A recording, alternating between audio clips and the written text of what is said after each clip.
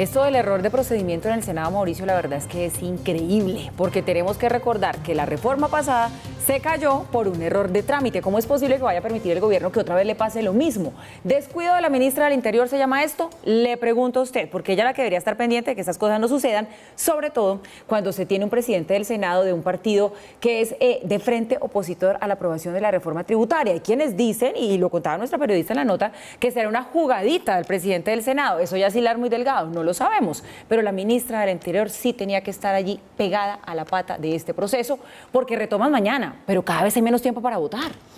Paula, yo creo que el doctor Lidio García, el senador, el presidente del Senado, le terminó haciendo un favor al gobierno.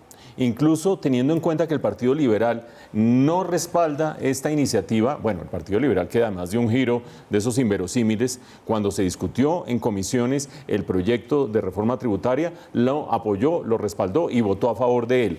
Pasó a plenarias, es decir, esta semana, y en ese paso a plenarias el Partido Liberal cambió de parecer. El director del Partido Liberal, el expresidente César Gaviria, terminó diciendo, no, esa es una propuesta de una reforma tributaria que es inconveniente, le va a generar un vacío fiscal al gobierno, etcétera, etcétera. Los argumentos en general son buenos, son sólidos. Lo que es paradójico es que no hubieran tenido esos argumentos en las comisiones y ahí se hubieran apoyado y de repente hubieran dado ese viraje y hubieran cambiado. Hay gente que dice que es oportunismo político, vaya usted a saber si sí o si no. Pero yo sí creo que el doctor Lidio García le termina haciendo un favor al gobierno.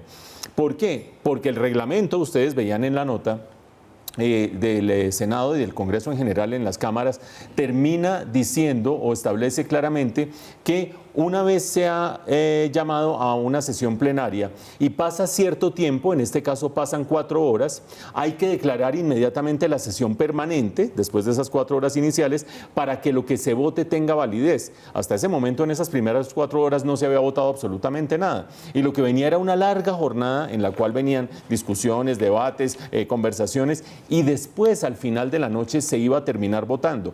Si en ese momento se terminaban dando cuenta que no se había convocado a una sesión permanente, pues alguien podía decir, hey, esta votación es totalmente espuria, es totalmente irregular. Peor aún si nadie se daba cuenta y terminaba pasando todo el proceso y terminaba aprobándose, seguramente aprobándose porque los votos los tiene todavía el gobierno a su favor, y después en un control constitucional alguien terminaba mostrando, vea, aquí después de las 4 horas no se decretó o no se declaró una sesión permanente. Eso sí que habría sido fatal. Yo creo que si el Partido Liberal hubiera querido que se cayera la reforma de esa manera, quizás lo que habría debido hacer el doctor Lidio García es quedarse callado y dejar que las cosas pasaran y transcurrieran normalmente para que después en la Corte Constitucional, en el control constitucional, se terminara cayendo el proyecto.